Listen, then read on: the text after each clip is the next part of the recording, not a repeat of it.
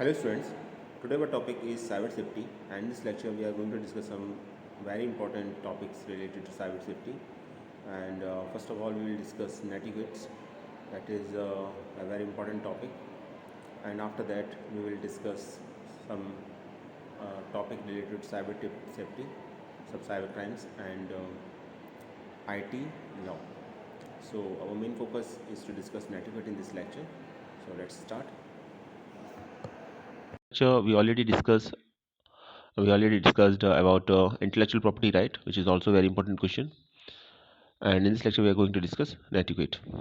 So अभी आप जानते हैं कि स्टूडेंट्स ये आपका रिवीजन चल रहा है, तो अभी हम यहाँ पर वो सभी टॉपिक डिस्कस करेंगे जो एग्जाम में पूछे जा सकते हैं, जा चुके हैं इनफैक्ट प्री बोर्ड में भी, प्री बोर्ड 1 में और प्री बोर्ड 2 में, और कुछ सैम्पल पेपर में भी दे रखे हैं, क्योंकि आप जानते हैं कि सिलेबस चेंज हो चुका है कम्प्लीटली। और यहाँ पर हमारा जो ऑब्जेक्टिव है वो ये है कि न्यू सिलेबस के अकॉर्डिंग अभी जो रिड्यूस सिलेबस है आपका, तो अभी सिलेबस रिड्यूस हो चुका काफ़ी आपका। पिछली अगर ईयर से हम कंपैरिजन करें तो अब टॉपिक बहुत लिमिटेड है, और पिछली बार 40 का एग्ज़ाम था, इस बार 50 का एग्ज़ाम है, तो 50 मार्क्स का एग्ज़ाम है, तो लगभग सभी टॉपिक ही आएंगे, और इम्पॉर्टेंट टॉपिक तो जितने भी हैं वो सभी पूछे जाने ही हैं। ऐसा एक टॉपिक है नेटिकेट, तो आज इसके बारे में बात करते हैं। एग्ज़ाम में आ सकता है, 1 मार्क में भी आ सकता है, और 2 से लेकर 4 मार्क्स तक में भी आ सकता है ये क्वेश्चन। तो आपको समझना होगा नेटिकेट क्या है। बड़ा सिंपल सा वर्ड है, netiquette is etiquette on the internet. तो सबसे सिंपल डेफिनेशन यही होती है इसकी, जो इंटरनेट पर हम इंटरनेट पर एजुकेट्स जो हम फॉलो करते हैं उसको हम नेटिकेट बोलते हैं। ये हमें फॉलो करने चाहिए, ठीक है। ये हमारा ऑनलाइन एक्सेप्टेबल बिहेवियर होता है, ठीक है। तो सबसे सिंपल डेफिनेशन ये आप याद रखिएगा, फर्स्ट लाइन आपको लिखना है तो एग्जाम में ये लिखना है, netiquette is etiquette on the internet. Second thing, आप इसकी शॉर्ट फॉर्म देखिए, नेटवर्क एटिकेट को ही नेटिकेट बोला जाता है शॉर्ट में, दोनों को कंबाइन करके नेटिकेट बना है आपका। तो ये कोड ऑफ कंडक्ट है किसके regarding, acceptable online behaviour. So it is short for network etiquette and this is the code of conduct regarding to the acceptable online behaviour. कि आपका ऑनलाइन बिहेवियर एक्सेप्टेबल है नहीं है, उसके लिए जो कोड ऑफ कंडक्ट को, उसके लिए कोड ऑफ कंडक्ट को नेटिकेट बोला जाता है। ये बेसिकली 2 वर्ड्स का कॉम्बिनेशन है, network and etiquette, and it is defined as a set of rules for acceptable online behaviour. तो इसी डेफिनेशन को थोड़ा अलग तरीके से रिप्रेजेंट किया गया है। तो अगर आपको डेफिनेशन लिखनी है एग्जाम में, तो फर्स्ट पॉइंट के बाद ये हुआ फर्स्ट पॉइंट, ये हुआ था आपका थर्ड पॉइंट। थर्ड पॉइंट को एज इट इज लिख दीजिएगा, network is a combination of the word network and etiquette and it's defined as a set of rules for acceptable online behaviour. इसमें क्या हुआ, इसमें फुल फॉर्म भी बता दी, इसमें ये भी बता दिया कि ये कौन से 2 वर्ड से मिलकर बना हुआ है, 2 वर्ड से मिलकर बना हुआ, और ये क्या है। तो ये क्या है, ये सेट ऑफ रूल्स है या कोड ऑफ कंडक्ट है, कुछ भी कह सकते हैं आपसे। कोड ऑफ कंडक्ट है, सेट ऑफ रूल्स जो डिसाइड करता है कि एक्सेप्टेबल ऑनलाइन बिहेवियर, आपका ऑनलाइन बिहेवियर एक्सेप्टेबल है या नहीं है, ठीक है। याद रखिएगा ये जो रूल्स होते हैं ना, ये अनऑफिशियल रूल्स होते हैं। So netiquette is set of unofficial rules for good behavior and politeness followed by users of online and digital technology such as the internet, email and chat rooms.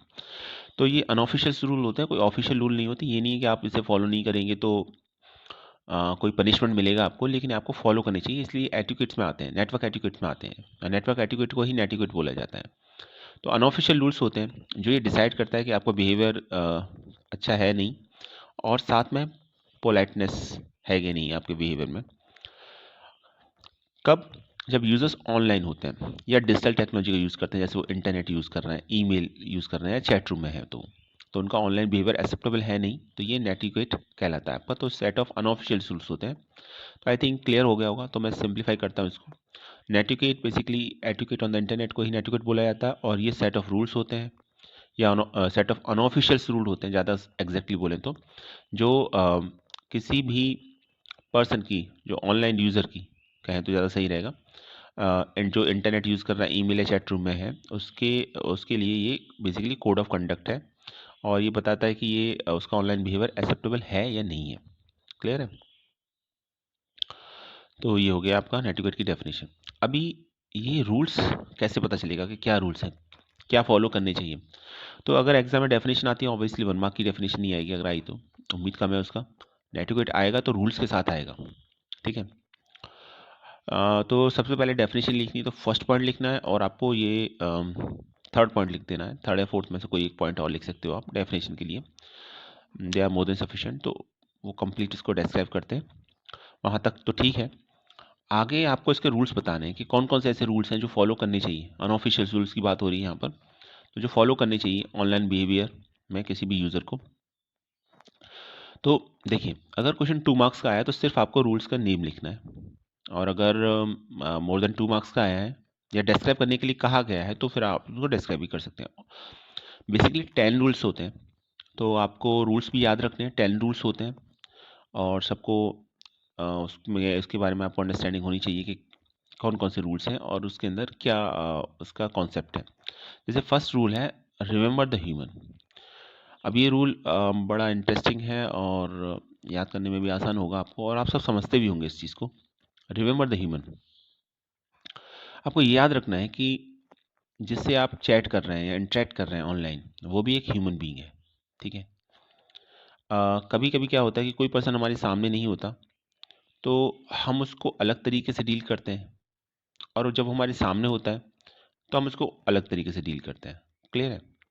तो ऐसा ही है, कोई पर्सन आपके सामने है, आप आपसे कोई बात कह रहे हैं, तो ये मान के चलिए कि जब आप ऑनलाइन हैं तो क्या ये बात आप उसके फेस पर कह सकते थे?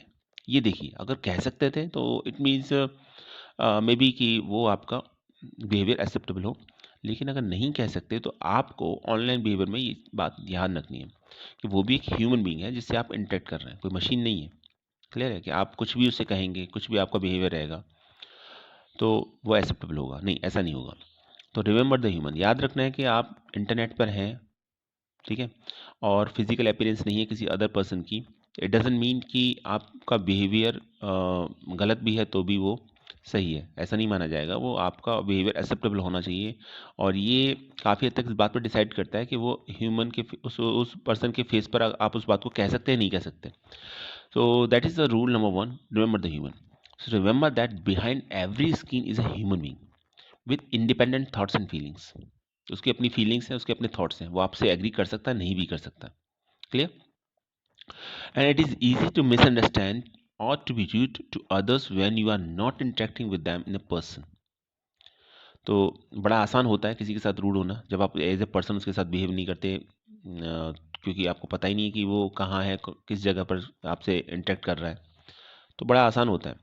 सो आपको ये देखना है, before clicking send to the post ask yourself would you say it to the person face. अगर आप कोई पोस्ट कर रहे हैं तो आप खुद से पूछ के देखिए कि क्या आप उस पर्सन के फेस पर ये बात कह सकते थे।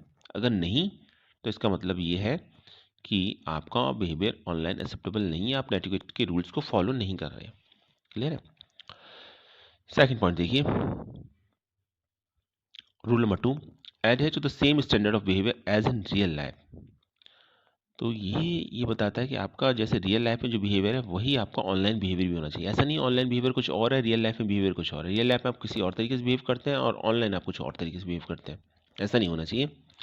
So this rule is a reminder that the ethical standards and laws that govern our society extend to the cyberspace as well, and this include harassment and bullying, copyright regulation, and privacy.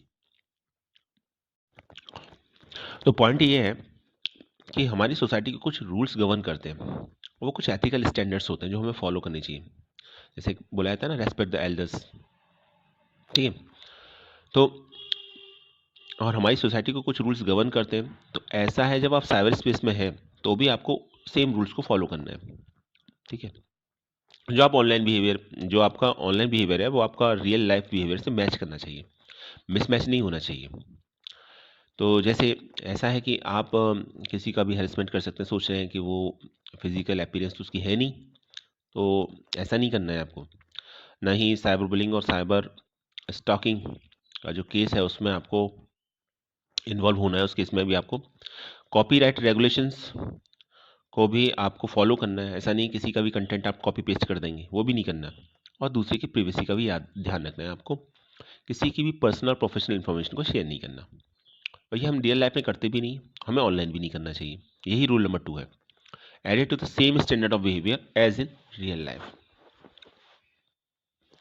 ठीक है, तो ये था rule number 2। चलिए आगे देखते हैं rule number 3, know where you are in cyber space. देखिए आप साइबर स्पेस में कहाँ स्टैंड कर रहे हैं, कहाँ पर हैं आप। तो ये पता होना चाहिए, आपको पता ही नहीं है। देखिए, अलग अलग जगह अलग अलग तरह का आपको बिहेवियर रखना पड़ता है, ठीक है। जैसे फॉर एग्जांपल आप जो इसका आपका जो स्कूल में बिहेवियर रहता है वो आपके घर के बिहेवियर से थोड़ा सा अलग होता है। जैसे घर पर आप अपने होम पर जैसे अपने फ्रेंड्स के साथ बात करते हैं, वैसे आप अपने पेरेंट्स के साथ बात नहीं कर सकते, वैसे आप टीचर के साथ इंटरेक्ट नहीं कर सकते। तो अलग अलग जगह पर अलग अलग तरह का बिहेवियर होता है, पर्सन सेम होता है। तो सेम कॉन्सेप्ट फॉलो होता है नेटिक्वेट में। नेटिक्वेट कहता है know where you are in cyber space, आप साइबर स्पेस में कहाँ स्टैंड कर रहे हैं ये भी देखिए, तभी कोई कमेंट कीजिए। जैसे ये हो सकता है कि कोई आपने फेसबुक पर कमेंट किया, बहुत लोगों ने लाइक किया, पसंद किया उसको, लेकिन ये ज़रूरी नहीं कि किसी प्रोफेशनल नेटवर्किंग साइट पर लिंक प्रोफेशनल नेटवर्किंग साइट पर वो आपका बिहेवियर एक्सेप्टेबल हो। सोशल नेटवर्किंग साइट पर वो एक्सेप्टेबल हो सकता है, लेकिन प्रोफेशनल नेटवर्किंग साइट पर एक्सेप्टेबल है नहीं है, ये एक अलग मैटर है। क्योंकि वहाँ फिर जितने भी होंगे वो प्रोफेशनल्स होंगे, तो वहाँ वो एक्सेप्टेबल नहीं होगा। क्लियर है? तो ये भी एक पॉइंट है। तो आपको ये ध्यान रखना पड़ता है कि साइबर स्पेस में भी आप कहाँ पर हैं। तो ये नहीं कि हमने तो फेसबुक में किया था तो वहाँ तो कोई बात नहीं थी, काफ़ी लोगों ने लाइक किया तो इसको, तो किसी प्रोफेशनल साइट पर भी हम सेम बिहेवियर रखते नहीं, ऐसा नहीं होना चाहिए। दोनों जगह अलग अलग तरीके का आपको बिहेवियर रखना चाहिए। जैसे सिंपल ऐसे समझिए कि आप किसी पार्टी में गए, अपने पार्टी वियर है आपके पास, तो आपने आपने कुछ पार्टी वियर पहना है। अब लेकिन अगर आप किसी इंटरव्यू के लिए जा रहे हैं तो आपका लुक टोटली चेंज हो जाएगा, ठीक है। तो आपको थोड़ा सा प्रोफेशनल लुक आना चाहिए। तो सेम फीलिंग यहाँ है इसके अंदर कि साइबर स्पेस में भी आप कहाँ स्टैंड कर रहे हैं वो भी आपको देखना होता है। और रियल लाइफ में भी ऐसा होता है और साइबर स्पेस में भी ऐसा होता है। देखिए, different environments require different behavior. The way you are interact with our friends, for example, may not be acceptable in school or work situation. तो वही कहा गया कि डिफरेंट एनवायरनमेंट में आपको डिफरेंट तरीके से बिहेव करना पड़ता है। जैसे आप स्कूल में बिहेव कर रहे हैं वैसे आप अपने फ्रेंड के साथ बिहेव नहीं कर सकते, वैसे जैसे आप फ्रेंड के साथ बिहेव कर रहे हैं वैसे स्कूल में बिहेव नहीं कर सकते। तो ये इसी प्रिंसिपल को एक्सटेंड किया गया है। This principle extend to the online environment as well. Comment that are acceptable on Facebook for instance may be considered inappropriate on a professional networking site such as LinkedIn. तो comment जो आपने Facebook का किया है वो हो सकता है फेसबुक पर एक्सेप्टेबल हो, लेकिन प्रोफेशनल नेटवर्किंग साइट जैसे लिंक्डइन है वहाँ पर ये एक्सेप्टेबल नहीं होगा। Rule number 4, respect other people time and bandwidth. दूसरे लोगों का टाइम का बैंडविथ का भी ध्यान रखना है आपको। ऐसा नहीं सिर्फ अपनी बात कहनी है और ये सोचना है कि सामने वाला बिल्कुल फ्री है, वो तो हमारा मैसेज है, हमने चाहे 2 पेजेस का लिखा 3 पेजेस का लिखा वो पड़ेगा। तो जब यहाँ टाइम से मतलब क्या है, टाइम से मतलब यहाँ बैंडविथ से मतलब है टाइम से है। तो जब भी आप कोई पोस्ट करें या ईमेल करें या किसी डिस्कशन बोर्ड पर हैं आप वहाँ पर, तो ये याद रखें कि आपका कमेंट ब्रीफ होना चाहिए, टू द पॉइंट होना चाहिए, रिलेवेंट होना चाहिए और अकॉर्डिंग टू द सिचुएशन होना चाहिए, एनवायरनमेंट होना चाहिए। ये याद रखना है आपको, ठीक है। तो इसको बोला जाता है respect other people's times and bandwidth, और दूसरे लोगों का भी टाइम का हमें ध्यान रखना है। So in this rule bandwidth is a synonym with time, and when you send an email or post on a discussion board, keep your comment brief and relevant to the environment or situation. तो जब कभी भी आप discussion board जब भी कभी भी आप कोई पोस्ट करें तो आपको पोस्ट को ब्रीफ टू द पॉइंट रखना, एनवायरमेंट और सिचुएशन के अकॉर्डिंग रखना है। तो ये था रूल नंबर 4। बोला जाएगा इसको respect other people time and bandwidth. Clear? तो देखिए, ना तो किसी के पास इतना पढ़ने के लिए टाइम है कि आपकी जो कमेंट है बहुत डिटेल में आपने लिखा है तो उसे कोई पढ़ेगा, तो उसको भी आपको ये ध्यान रखना है टू द पॉइंट होना चाहिए और सिचुएशन के अकॉर्डिंग होना चाहिए, ठीक है। तो ये था रूल नंबर 4। तो आई थिंक ये भी क्लियर हो गया होगा आपको। अब बात करते हैं रूल नंबर 5 की।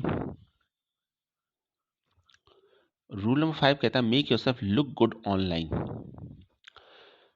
तो अब इसमें हमको बहुत ज़्यादा समझाने को है नहीं, आप समझ ही गए होंगे, बाकी स्क्रीन पर शो हो ही रहा है। चलिए फिर भी बताते हैं इसको। Make yourself look good online, तो जब ऑनलाइन जाते हैं तो आपको अच्छा दिखना है, ठीक है। अब देखेंगे कैसे, आपकी फिजिकल अपीयरेंस तो है नहीं, तो क्या करेंगे, सामने वाला पर्सन आपको कैसे जज करेगा।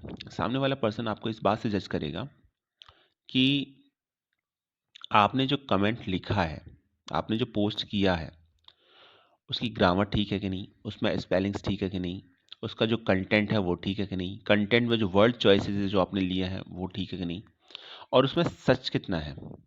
इंटरनेट में, डिजिटल वर्ल्ड में कुछ भी आप झूठ नहीं बोल सकते, झूठ बोल के कहीं आप किसी को बेवकूफ़ नहीं बना सकते। Everything is available on internet, ठीक है। तो ट्रूथफुलनेस है या नहीं है, तो इसी से कोई पर्सन आपको जज करेगा, ओवरऑल जज करेगा, और इसी से पता लगेगा कि आप कितने अच्छे इंसान हैं, ठीक है, क्योंकि फिजिकल अपीयरेंस नहीं है।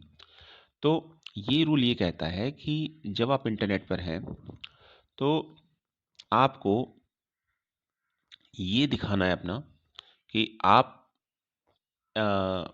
आपको अच्छा फील कराने के लिए सामने वाले को कि आप एक अच्छे इंसान हैं, आपको या आपको एक नॉलेजेबल पर्सन है। आप जो भी लिखें, कंटेंट लिखें, उसका ग्रामर, उसकी स्पेलिंग, वर्ड की चॉइसेस, ओवरऑल कंटेंट्स, ट्रूथफुलनेस, ये सब होना चाहिए। अगर ये सब नहीं है तो आपको एक अच्छा इंसान नहीं माना जाएगा, ठीक है। तो ये भी आपको याद रखना है। तो make your self look good online, कोई भी आपको जज कर सकता है वहाँ पर। So there are many positive aspects about the internet, including the ability to remain anonymous, and this rule is a reminder not to be allowed this aspect of the internet influence how you are communicate. तो ये आपको ये नहीं दिखाता कि आप दूसरे से कैसे कम्युनिकेट कर रहे हैं, ये क्या दिखाता है? Pay attention to your grammar, spelling and word choices, as well as the overall content and truthfulness of your writing, as this is what others are using to judge you. क्योंकि इसी के बेसिस पर सामने वाला person आपको जज करेगा, आपके बारे में अपनी राय रखेगा कि आप कैसे इंसान हैं, आपकी ग्रामर से, स्पेलिंग से, वर्ड चॉइसेस से, ओवरऑल कंटेंट से, ट्रूथफुलनेस से, और आपने जो लिखा है उसका ओवरऑल कंटेंट से। तो ये था रूल नंबर 5। आगे देखिए, शेयर एक्सपर्ट नॉलेज। देखिए, डिफरेंट एक्सपर्ट्स होते हैं इंटरनेट पर, और कोई ना कोई किसी न किसी फील्ड में एक्सपर्ट होगा ही। तो अगर आपके पास एक्सपर्ट नॉलेज है, सो पॉइंट नंबर 6 था शेयर एक्सपर्ट नॉलेज। तो अगर आप किसी फील्ड में एक्सपर्ट है तो आपको अपनी नॉलेज को शेयर करना है, ठीक है, हेजिटेट नहीं करना आपको। तो देखते हैं पॉइंट में क्या लिखा हो। This internet is a great platform for sharing good information, how it can also be used for spread misinformation and distortion, and if you hold a lot of knowledge about a certain topic or subject, don't be afraid to share it online in a manner that is helpful and accurate. देखिए, internet जाना जाता है miss information के लिए, distortion के लिए, ज़्यादातर लोग यूज़ भी करते हैं इसको, क्लियर है। तो वहाँ रेस्पॉन्सिबिलिटी ये बनती है कि जो सब्जेक्ट के एक्सपर्ट हैं, अगर उनको कुछ ऐसा लगता है कि कुछ मिस इन्फॉर्मेशन है, रॉन्ग इन्फॉर्मेशन है, गलत इन्फॉर्मेशन है, तो उसको काउंटर करें, बताएं कि एग्जैक्ट फैक्ट्स क्या है, ठीक है। ऐसा नहीं है कि आप जानते हैं फिर भी आप कोई रेस्पॉन्स नहीं दे रहे वहाँ पर। अगर आपको किसी फील्ड के बारे में इन्फॉर्मेशन है, एक्सपर्ट हैं आप किसी फील्ड के, तो मिस इन्फॉर्मेशन स्प्रेड होने से बचाने के लिए आपको वहाँ पर अपना रोल प्ले करना पड़ेगा, क्योंकि ज़्यादातर लोग इंटरनेट को, ठीक है, मिस इन्फॉर्मेशन स्प्रेड करने के लिए, डिस्टॉर्शन के लिए यूज़ करते हैं। आप जानते हैं जैसे व्हाट्सअप है, तो उसमें काफ़ी मैसेज काफ़ी फेक होते हैं, ठीक है। तो कुछ जो एक्सपर्ट होते हैं तो उनको वहाँ पर उनका रोल इंपॉर्टेंट हो जाता है, उनके पास कुछ इस तरह का मैसेज आता है, किसी और अदर सोशल नेटवर्किंग साइट पर इस तरह का मैसेज आता है, तो उनको देखना है कि वो उसमें सच है या नहीं है, और फैक्ट्स के साथ आंसर देना है। या आपके पास कोई पर्टिकुलर सब्जेक्ट की नॉलेज है और कहीं कोई ऐसा फोरम है जहाँ पर उस नॉलेज की रिक्वायरमेंट है, तो आप वहाँ पर अपनी नॉलेज शेयर कर सकते हैं, अपने अपने जो भी आपके पॉइंट ऑफ व्यू है उसको रख सकते हैं। तो ये कहा जाता है शेयर एक्सपर्ट नॉलेज। तो इसमें कोई आपको किसी तरीका हेजिटेशन नहीं रखनी है, हेल्पफुल रहना है, और जो इन्फॉर्मेशन है वो एक्यूरेट होनी चाहिए। वो और मिस इन्फॉर्मेशन को स्प्रेड करने से के लिए रोकने की भी जिम्मेदारी उन सभी लोगों की है जो उस सब्जेक्ट में एक्सपर्ट है, जिनके पास नॉलेज है। तो किसी तरह का मिस इन्फॉर्मेशन या डिस्टॉर्शन से बचना है इंटरनेट पर, और किसी सब्जेक्ट के बारे में, किसी टॉपिक के बारे में आपको इन्फॉर्मेशन है तो उसको शेयर करना है फैक्ट्स के साथ। तो इसे कहा जाता है share expert knowledge, that is rule number 6। So the internet is a great platform for sharing good information. However, it can also be used to spread information and distortion. And if you hold a lot of knowledge about a certain topic or subject, don't be afraid to share it online in a manner that is helpful and accurate. That is rule number 6. Clear? तो ये हो गया rule number 6 आपका। तो अब बात करते हैं रूल नंबर 7 की। Help keep flame wars under control, बड़ा इंपॉर्टेंट रूल है ये. Flaming refers to the verbal disagreement that occurs between users in contexts such as message board. They are often a result of strongly held opinion and emotions. As in rule number 4, do not monopolize online discussion with long or offensive commentary. बहुत important है. और और ज़्यादातर जो person होते हैं वो इस रूल को अवॉइड करते हैं. आपको नहीं करना है. नेटिकेट में ये रूल बहुत इंपॉर्टेंट है और ये रूल नंबर 4 से रिलेट करता है. देखते पहले रूल नंबर 4 क्या है. रूल नंबर 4 था ये, respect others people time and bandwidth. दूसरे लोगों का टाइम और बैंडविड्थ का भी आपको ध्यान रखना है. तो ये था आपका rule number 7, help keep flame wars under control. तो इसमें पॉइंट ये है कि देखिए, आपका एक अपना ओपिनियन है, आपके अपने एक इमोशंस हैं, आप उसके अकॉर्डिंग बिहेव करोगे. ऑब्वियसली हर कोई बिहेव करता है, लेकिन आपको ये भी याद रखना है कि सामने वाले का भी अपना एक ओपिनियन है, उसके भी अपने एक इमोशंस हैं. आपके उसके किसी अदर पर्सन के इमोशंस को नेटवर्क पर, इंटरनेट पर आपको हर्ट नहीं करना है. और पहली बात. दूसरी बात ये कि मोनोपलाइज नहीं करना ऑनलाइन डिस्कशन को. बातचीत चल रही है, डिस्कशन चल रहा है, किसी भी टॉपिक पर चल रहा है. आप मान लीजिए किसी पॉलिटिकल इशू पर चल रहा है, आप उस पॉलिटिकल इशू के फेवर में हो सकते हैं, आपके पास अपने फैक्ट्स हो सकते हैं. कोई दूसरा पर्सन होगा, उसके पास अपने फैक्ट्स होंगे, वो आपसे डिसएग्री कर सकता है, तो उसे अपनी बात रखने दीजिए फैक्ट्स के साथ, और आप भी अपनी बात रखिए फैक्ट्स के साथ. ये नहीं है कि आपको मुझसे एग्री करना ही करना है. ये अपने बिहेवियर को मोनोपलाइज नहीं करना है आपको, डिस्कशन को. क्लियर है पहली बात. दूसरी बात ये है कि ये भी याद रखना है कि सभी पर्सन्स की अपने डिफरेंट ओपिनियंस होंगे. ये नहीं है कि आप कोई आपसे एग्री क्यों नहीं कर रहा है, आप किसी से एग्री क्यों नहीं कर रहे हैं. अगर सामने वाले पर्सन फैक्ट के साथ बात कर रहा है तो आपको एग्री करना पड़ेगा, और यही बात उम्मीद आपको सामने वाले पर्सन के साथ रखनी है. अगर कोई मानने को तैयार नहीं है, सुनने को तैयार नहीं है, दैट इज़ अनदर पर्सन. तो वहाँ ये भी नहीं करना कि आप डिस्कशन को टोटल मोनिपलाइज करें, नहीं ऐसा क्यों नहीं है, ये भी नहीं करना आपको. तो एक कर्टेसी रखनी है अपने बिहेवियर में. दूसरा ये है कि ये मान के चलना है कि सभी का अपना एक ओपिनियन होता है और सभी के अपने इमोशंस होते हैं, उनको रेस्पेक्ट करना है आपको. ठीक है. और बहुत लॉन्ग ऑफेंसिव कमेंट्री भी नहीं करनी. डिस्कशन आपको लग रहा है कि बात कुछ एक लिमिट से ज़्यादा क्रॉस हो रही है, तो उसको वहीं ब्रेक कर देना, रोक देना उसको. और लॉन्ग डिस्कशन नहीं करना है वहाँ पर. अगर आपको ऐसा लगता है कि आगे जाके कुछ और इसका बात और ज़्यादा बिगड़ सकती है तो आपको. तो ये था आपका rule number 7, help keep flame wars under control. तो सब कुछ कंट्रोल में के अंदर रखना है. तो कैसे रखेंगे कंट्रोल में? पहला, अगर आप ये मान कर चल रहे हैं कि सामने वाले का एक अपना एक ओपिनियन है, अपने इमोशंस हैं. दूसरा ये कि आपको ऑनलाइन बिहेवियर को, ऑनलाइन डिस्कशन को मोनोपलाइज नहीं करना, और लॉन्ग और ऑफेंसिव कमेंट्री से बचना है. अगर ये आप करके चलेंगे तो सब कुछ कंट्रोल में रहेगा, अदरवाइज आउट ऑफ कंट्रोल हो जाएगा. और दैट इज़ रूल नंबर 7. और ये रूल नंबर 4 से इस तरह से अटैच है क्योंकि रूल नंबर 4 कहता है कि दूसरे सामने वाले के टाइम और बैंडविड्थ का भी आपको ध्यान रखना है.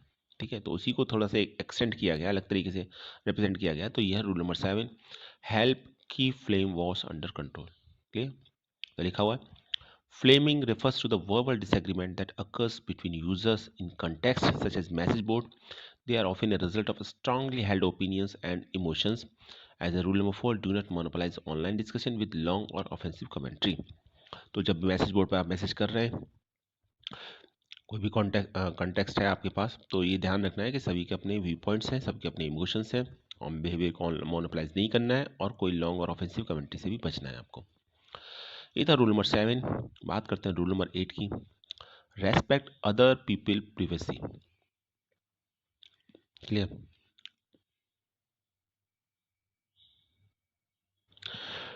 Respect other people's privacy.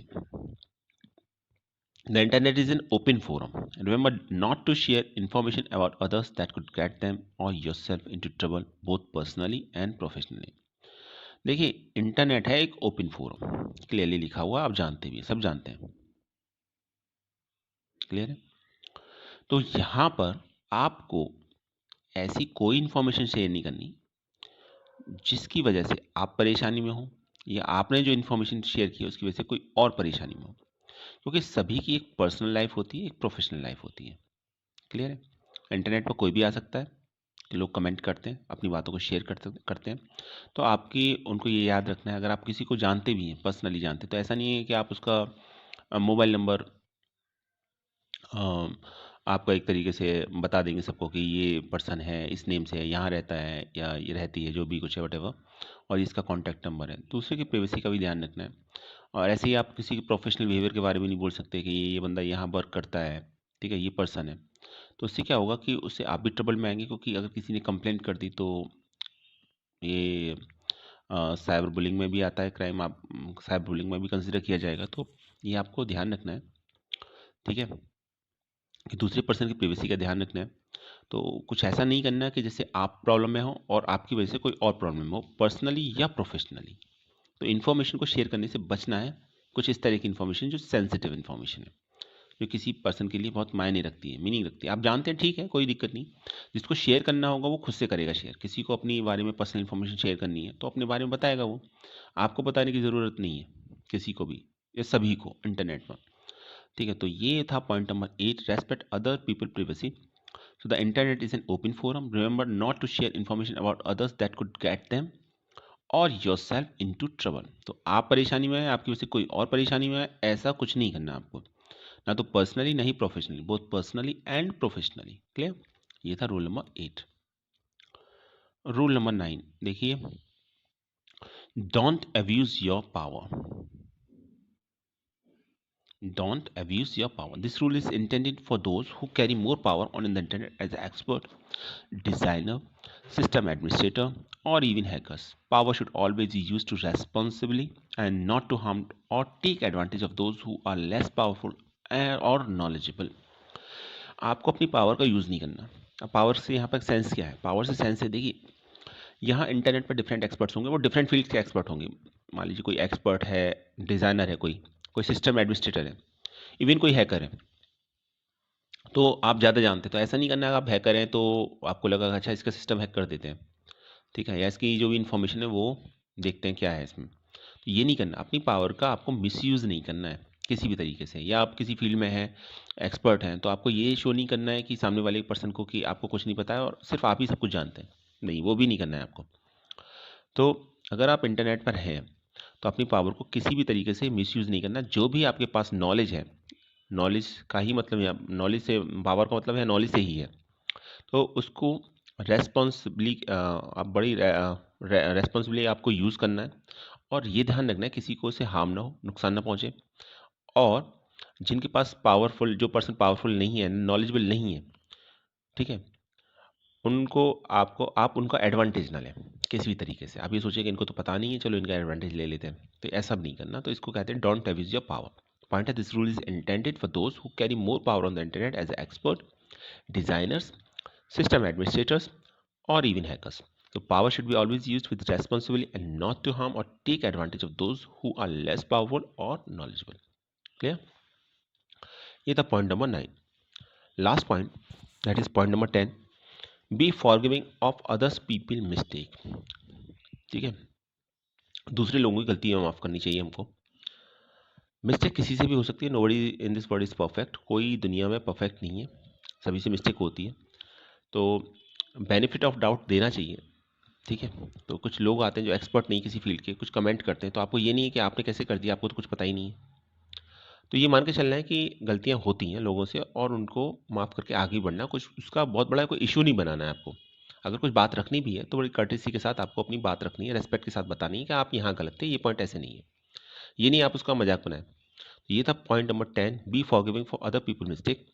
So give other users to benefit of the doubt and consider that they may come from a different background or have less experience on the internet.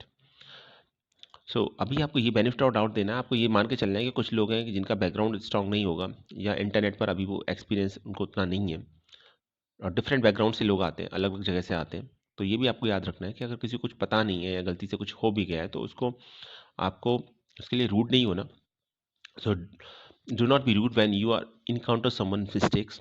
Always respond with courtesy and respect. तो आपको कुछ किसी की गलती नज़र आती है तो आपको इनकाउंटर अगर करना है तो बड़ी कर्टेसी और रेस्पेक्ट के साथ करना है। ऐसा नहीं है कि आप उसकी इंसल्ट करें, तो वो इंसल्ट नहीं करनी है आपको, बड़ी कर्टेसी और रेस्पेक्ट के साथ आपको अपनी बात रखनी है और बताना। और माइंड में अगर आपकी ये रहेगा कि डिफरेंट बैकग्राउंड से लोग आ रहे हैं, कुछ एक्सपीरियंस है, कुछ इनएक्सपीरियंस है इंटरनेट पर, जो चीज़ों को नहीं समझते हैं, तो इस बात को अगर आप ध्यान रखेंगे तो दूसरे के लिए आप इस तरह की कभी कोई बात नहीं कहेंगे जो बुरा लगे। तो अगर कुछ कहना भी है तो बड़ी कर्टेसी और रेस्पेक्ट के साथ आपको बताना है कि ये मिस्टेक थी और ये ऐसा हुआ है, रूड नहीं होना उसके लिए।